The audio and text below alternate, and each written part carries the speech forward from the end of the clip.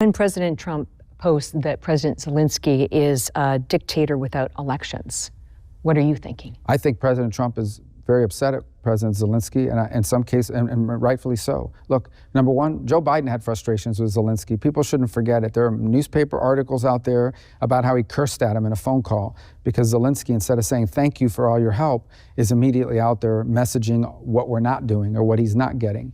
I think the second thing is, frankly, I was personally very upset because we had a conversation with President Zelenskyy, the Vice President and I, three of us.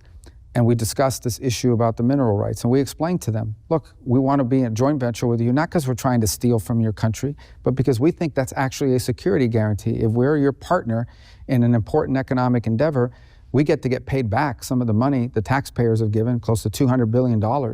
And it also, now we have a vested interest in the security of Ukraine. And he said, sure, we want to do this deal. It makes all the sense in the world. The only thing is I need to run it through my legislative process.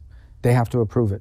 I read 2 days later that Zelensky's out there saying, I rejected the deal. I told him, no way, that we're not doing that. Well, that's not what happened in that meeting. So you start to get upset by somebody. We're trying to help these guys. One of the points the president made in his messaging is, it's not that we don't care about Ukraine, but Ukraine is on another continent. You know, it doesn't directly impact the daily lives of Americans. We care about it because it has implications for our allies and ultimately for the world. There should be some level of gratitude here about this. And when you don't see it and you see him out there accusing the president of living in a world of disinformation, that's very counterproductive.